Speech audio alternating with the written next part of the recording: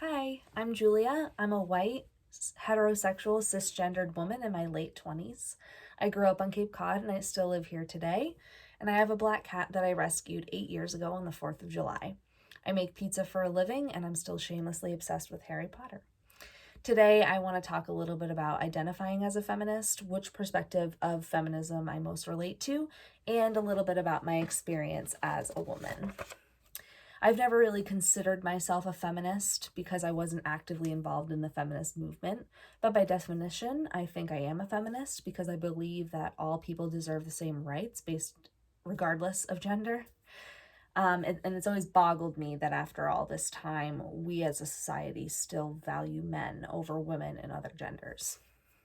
And maybe because I've lived a relatively privileged life, a white middle class family in a small town, I didn't feel the need to get so involved, but I do recognize the importance of feminism.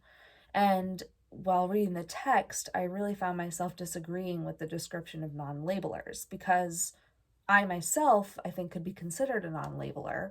But the text described non labelers as people who believe that women are empowered and equity is achieved, which, just by looking at the gender pay gap alone, we know that equity has not been achieved.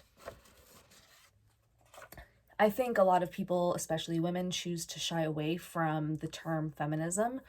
As Chimamanda Adichie said in her TED Talk, we should all be feminists. There's a lot of negative baggage around the word feminism. I know many men who get uncomfortable with the topic, and women shy away from that label to avoid the discomfort because we've been taught to cater to the needs and feelings of men. I was surprised to find out while reading the text that what I thought I knew about feminism wasn't totally correct because I didn't grow up with a lot of active feminists and my knowledge was very limited on the topic.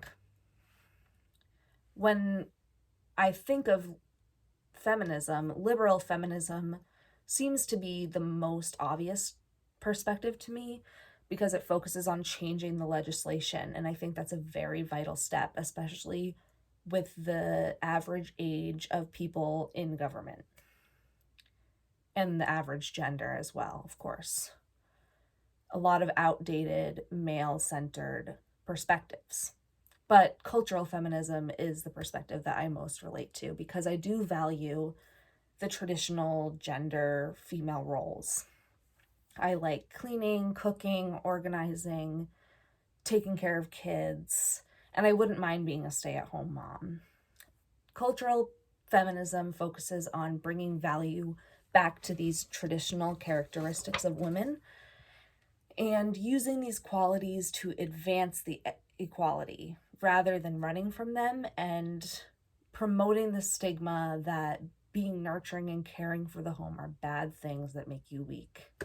But on the other hand, I think women should never be expected to do these things, and I think we should normalize men as caretakers as well. Since everyone's experience is different and influenced by other factors of identity rather than gender, we shouldn't believe that everybody falls into two binary categories, which is what queer feminism focuses on. And I think this is incredibly important as well. Since we're so stuck in our ways as a society, it's really important to consider other people's experiences before trying to force your way of thinking onto another person.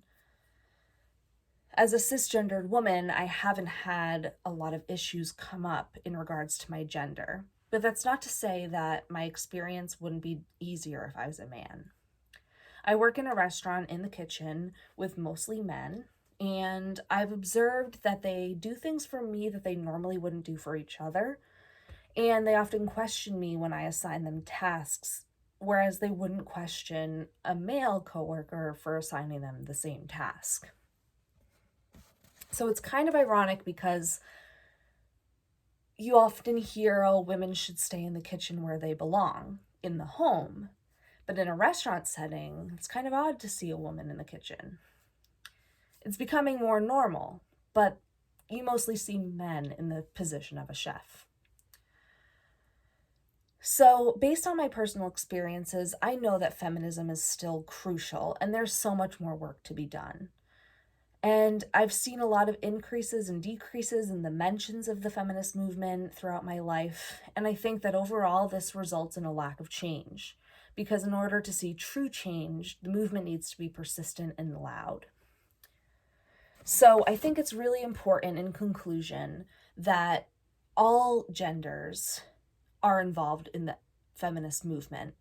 And hopefully, by more involvement in this movement, we can finally see a change in the stigma around identifying as a feminist, and people won't be so quick to shy away from that term.